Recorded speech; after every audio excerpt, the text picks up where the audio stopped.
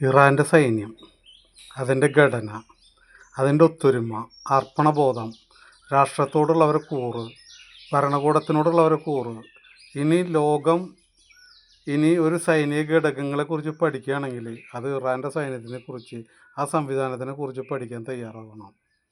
കാരണം തലയും അതിൻ്റെ മുന്നിലുണ്ടായിരുന്ന സൈനിക ഉന്നതരായിട്ടുള്ള എല്ലാവരും മരണത്തിലേക്ക് കീഴടങ്ങിയിട്ടും ആ സൈന്യത്തിൽ ഒരു മുറവുറപ്പോ ഒരു വിഘടനവാദമോ അല്ലെങ്കിൽ ഒരു ഒരു മറ്റുള്ള ഒരു രീതിയും കാണാതെ അവർ ഇത്രയും വലിയ രാജ്യമായ അമേരിക്കയും ഇസ്രായേലിൻ്റെ അക്രമത്തിനെ നേരിട്ടുകൊണ്ട് ഈ തലകളൊന്നുമില്ലാതെ തന്നെ താഴെഘടകങ്ങളിലുള്ള അവിടുത്തെ ജനറൽമാരുടെ ആജ്ഞകളനുസരിച്ച് ആ രാജ്യത്ത് അവർ വീണ്ടും സജീവമായിട്ട് നിൽക്കുക എന്ന് പറയുമ്പോൾ അതൊരു അത്ഭുതം തന്നെയാണ്, ഒരു സംശയമില്ല.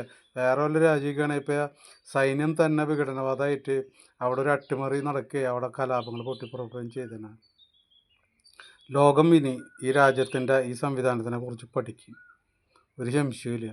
പക്ഷെ ഇതിൻ്റെ തലപ്പത്തിരുന്നിരുന്ന ആ ഗോമനി ഉണ്ടല്ലോ, എത്രയോ ദീർഘവീക്ഷണമുള്ളൊരു വ്യക്തിയായിരുന്നു. അദ്ദേഹം തൻ്റെ രാജ്യത്തിന് വിട്ടു പോകാനോ തൻ്റെ ജനങ്ങളെ ഒറ്റിക്കൊടുത്ത് മറ്റൊരു രാജ്യത്ത് പോയി സുഖമായിട്ട് ജീവിക്കാനോ അദ്ദേഹം തയ്യാറായില്ല. ആ ഒരു തീവ്ര മനോഭാവം തന്നെ ആ സൈനികരിലും കാണുന്നുണ്ട്. അവരുടെ ധീരതയ്ക്ക് മുന്നിൽ ബിഗ് സല്യൂട്ട്.